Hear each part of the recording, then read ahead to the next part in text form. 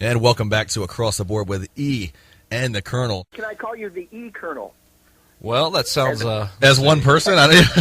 Yeah, as one unit, a unit of people. Yeah, I don't... Sure, let's go for it. I don't normally have other guys talking about my unit, but... Awkward. Yeah. Although we did just have Brad Roberts from Crash Test Dummies talking about his little organ, so that was... Oh, excellent. Well, that's perfectly apropos for Real Big Fish to be talking about your little unit. Nice. All right. The E Colonel small unit. Yeah. Sounds like we're dealing drugs with a small penis. Yeah. Yeah. I'm the E Colonel, and I have a small unit. Yes. Nice. Well, this can only go up from here. I like it. That's Beautiful what she stuff. said. Right. So that is Little Johnny Christmas out of one of my favorite punk ska bands of all time, Real Big Fish. Johnny, how you doing today?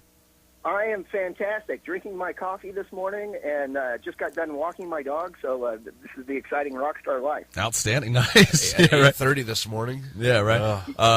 So, tell us a little bit about what it's like to be a rock star then. What is your normal life like? I mean, one of the things we like to find out from stars is how do you stay sane on the road? So you're talking about how you're walking your dog and kind of being normal when you're home. On the road, how do you stay sane? What do you take with you on the road? Is it an iPod? Is it a book? How do you stay normal? One of the things for me is going out and getting away from everybody and finding breakfast. And that's usually a huge thing with me while we're out on the road, because we can be gone for 3 months at a time. Right. And going all over the world, which is really amazing.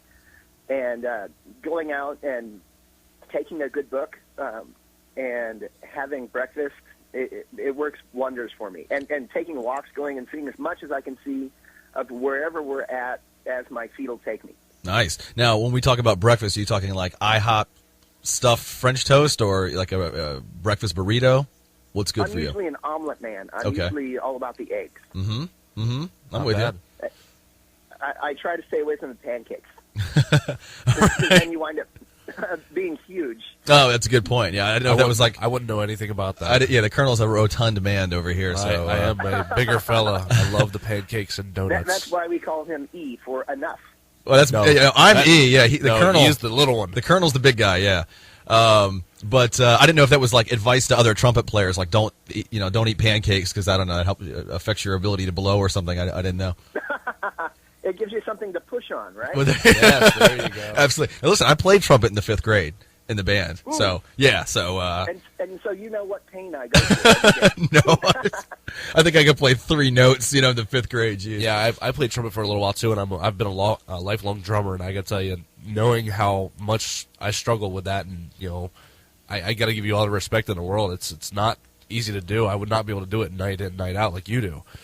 Yeah. I've only been playing trumpet for 25 years. Wow. That's it. And I still can't get it right. Then who are some of your trumpet influences? I mean, is it other ska bands? Is it like a Dizzy Gillespie? What are we talking about? Oh yeah. I really run the gamut. When I went to college, I studied jazz, and so you're actually the only member of the band to have graduated from college, correct? Well, actually not now. Matt Appleton has a degree. Our new saxophone player, since Scott left to have a baby, we got Matt Appleton to play tenor saxophone with us from Goldfinger. Yeah. And he actually is the only one that has a real degree. I only have an AA from a community college. Okay. Because I left college to go out on tour. Nice. Well, it worked out in the end, man. Yeah. I did the right thing. Yeah. Even though my parents didn't think I was. But I'm sorry, I interrupted you totally. You were talking about you run the gamut of inspiration. Oh yeah, influence. So one of my biggest heroes is Louis Armstrong, and it goes through a wide gamut of trumpet players like Dizzy Gillespie, like you mentioned, Maynard Ferguson, Clifford Brown, Lee Morgan. I could go on and on and on and on, and also guys from bands that we play with. Like Kincaid Smith from Hepcat. I went to college with him. Oh, wow. And he's just a tremendous jazz player, great trumpet player, and I love listening to him. Now, I've seen Real Big Fish live before, and I got to tell you, it is one of the most energetic concerts I've ever been to in my life. Is that part of what makes Real Big Fish so appealing to see live? Is that energy, and how do you get yourself ready for that energy every night you play? Some people Coffee. think that what they see on stage is what goes on behind the stage. Right. And if we were that exact way all the time, we would kill each other. There would be death every day. So it's a lot of us being calm, being chilled, and saving it all up for the stage. Right. And I think of Real Big Fish, it's a show. It's entertainment. It's not just music, guys going up there, standing and turning their backs to the audience and playing very serious music. Right. We're there to make you laugh. We're there to make you dance. It's all about having a good time. That's what Real Big Fish is all about.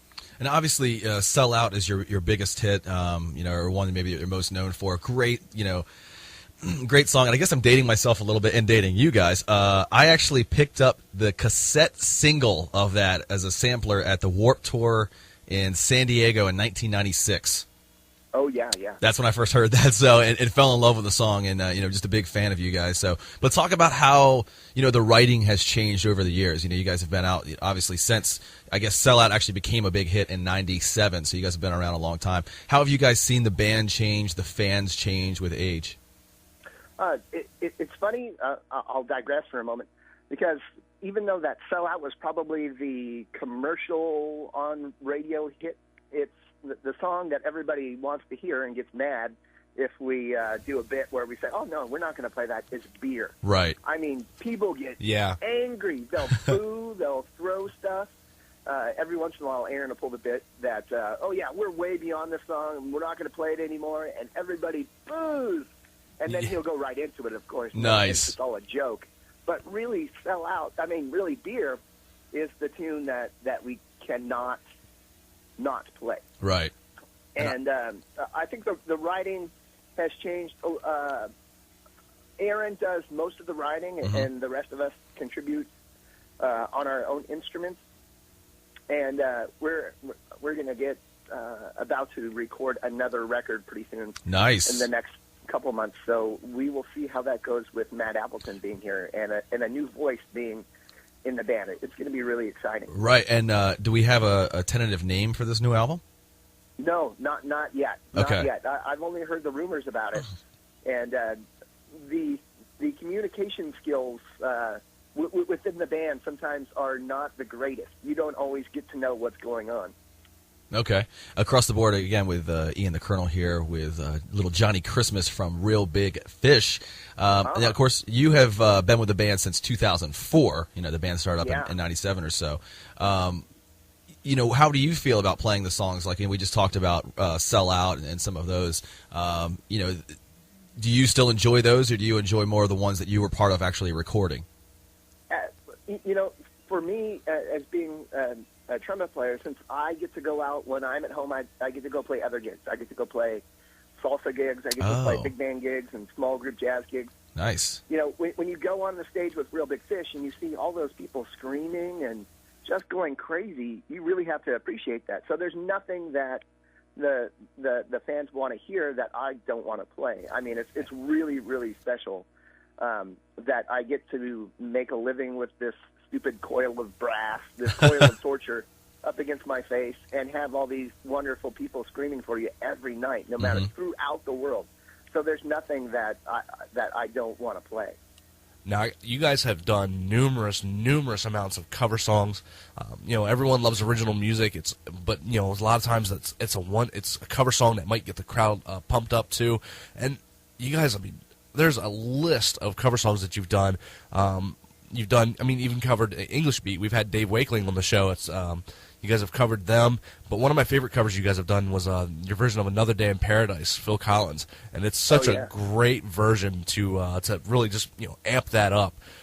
What is your favorite cover song that you guys do, and is there anything else in the works by chance? I don't think there's any covers in the works. I think we finally put that to bed for a little while. Right. Since we want to record a whole record of covers, I think that the next record will be all original tunes. Right. I think my favorite cover to play is "Take on Me," and the next one would be would be Brown Eyed Girl, which we're playing Brown Eyed Girl in the set a lot. And Right. we did it on a whim once at a college show and Aaron just went, let's play Brown Eyed Girl. We didn't know the tune, and he kind of shouted out the key when we kind of made it up as we went, and everybody just went crazy. Nice. I couldn't believe it, and so that's in the set now. And you speak of Another Day in Paradise. Aaron heard that in the grocery store, and he went, I hate this song. It's so depressing. and then he went, oh, it'd make a great ska punk tune. And so we recorded it. Wow. That's interesting where inspiration comes from, I guess, when something strikes you, Wow. It could be shopping for your cornflakes. Now, you said that you have a new album that you guys are getting ready to start to work on, but the latest album that was been released, I believe, is A Best of Us for the Rest of Us, correct? That is it. Yeah, Yeah. That's our latest release that we put out. The band, when we got released from Jive Records, we kind of had a plan that we wanted to do a couple records. One was the cover records. One was to go back and re-record some old Real Big Fish songs, and that turned out to be Monkeys for Nothing and The Chimps for Free. Yep. Outstanding And title, by the way. Yeah, thanks. We're a fan of the wordplay, as you can tell. Yeah, Little Dire Straits. Yeah, and do a live record, which is our live album is better than your live album, and do a re-record of pretty much everything. Because when you're recording, when you're 18, you may not make the recordings that you really want to represent. Good point. Band. Yeah. I think they were just kids when they did Turn the Radio Off. Right. So Aaron wanted to go back and re-record everything, and so we did that. That's cool that you can kind of do a do-over there and make it better if that's possible. Now, obviously, well documented, you're split with Jive, and without throwing salt in a wound there, they obviously released that Best Of album after you guys were gone from them. You guys didn't make any money off of that. But not to dwell on that, my question is, what do you guys look for in a record label now? I mean, what have you learned from those problems with Jive that have made you, I guess, I don't know, more savvy when shopping for a label? Yeah, definitely. We don't have a normal record deal as what everybody thinks of a record deal, where the label is paying for everything, and right, and they're giving you tour support and helping you pay for the bus and all that. What we have is just really a distribution deal with our friend Tom Durr, who worked for Warner Brothers back in the day when the band was around, and he's been a great friend to us, so he helps us with the distribution of the record. So they pay for the actual pressing of the record and all the artwork and stuff, and what we do is we just hand them the record. We hand them all the recordings, and they go, here, this is what we want to do. Whereas when you did it with Jive, you would have to go, can we make a record? Can we make a record? Can we make a record? And they may say, maybe. And then you'd have to record demos and send the demos to them, and then they'll tell you whether you can go ahead with these songs. And it turns out to be this really lengthy, expensive process. Yeah, that's not always fun. Sounds like it could kill the creative vibe as well. Really, kind of drown your enthusiasm.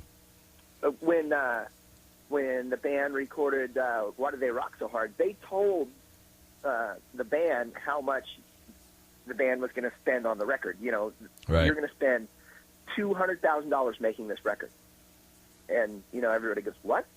Do we really need to do that?" Mm-hmm. Because all those fees and stuff get recouped out of any future earnings, and it just turns into this nightmare. Mm. Now, I'm going to drop something on you here, and I don't know how you'll react to this.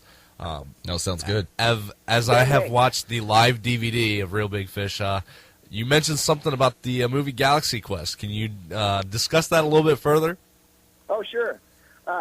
While I was going to Cal State Northridge, I did a little sideline stuff and sideline movie work as a trumpet player.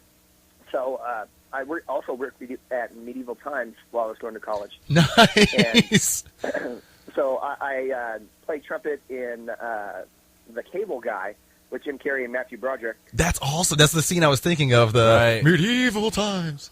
Nice. Yeah. I had long hair back then, and a different guy. It's pretty funny. That's awesome. And did another movie called The Other Sister with Giovanni Ribisi. Yeah. Oh, yeah, fantastic.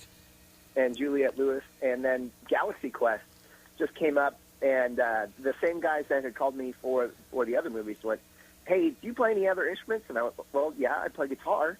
They went, "Bring your rig down, and we're going to do this movie at the Palladium in Hollywood." So I went, okay. So I brought my half stack of my guitar, and the band is kind of set up on the side of the stage while they're doing the convention scene Right. in the movie. Yeah, I remember and that. most of the stuff of the band all hit the cutting room floor. But it was a really interesting process because we got to meet Sigourney Weaver, who is just the sweetheart of a woman. Oh, that's cool. We played in between takes and stuff, and it was just a really fun experience. Outstanding. I can imagine. And of course, the band was actually featured in Basketball. Yeah, that's right. I forgot about old that. movie Yeah. there, from the creators of South Park. So, Yeah. Johnny, tell us again across the board here with Ian the Colonel and Little Johnny Christmas from Real Big Fish. The E-Colonel. The E-Colonel, yeah. Well, Colonel's big enough for one. He's big enough for two people. He could be two people. Yeah, we're actually a group of three. And his little organ. But, that was last week, right? Well, he's talking about you when he said the How little did those organ. pictures get out? Yeah, right. I thought I squashed that. Are those up on the Facebook page? I don't know. And the internet makes the world a small place. Oh man, doesn't it? I know. And again, you're being heard, all around the world right now. But tell people, what is the legacy of the band? If there was an epitaph written for you guys, when you decide to hang up your trumpet and all the instruments and retire from the game, if you ever do, what do you want people to look back and say about Real Big Fish? What is the legacy that you want to leave, or yourself as a musician? I think one of the biggest, two of the biggest things that anybody can ever say to us, and this does happen, is that the band's music helped them through some period in their life where they needed, some cheering up. Right. It definitely does that. And the other thing is to inspire other people to pick up instruments and start a band. Mm-hmm. Having trumpet players coming up to me and say, "Oh, you inspired me to pick up the trumpet, or to keep on playing, or to, go to music school and want to become a professional trumpet player, or become a band director." Something that we are having a positive influence on people's lives. Yeah, that must be an amazing feeling. Yeah. Johnny, if you could, last question here, if you only had 5 to 10 minutes left to live, for sure. Oh, no. What one song would you listen to or play? Ooh. Oh my gosh. Song or... I was thinking of, what would you do with those last 5 minutes? And I had the vision of jumping the Grand Canyon, into the Grand Canyon. I'm a huge fan of Evel Knievel. So, so am I. Yeah, about doing that. Yeah, I'm a big dirt bike guy myself. That's a good call. So what song then would you have on your iPod as you were doing that? Oh my gosh. Listen, we asked the tough questions here, okay? Yeah.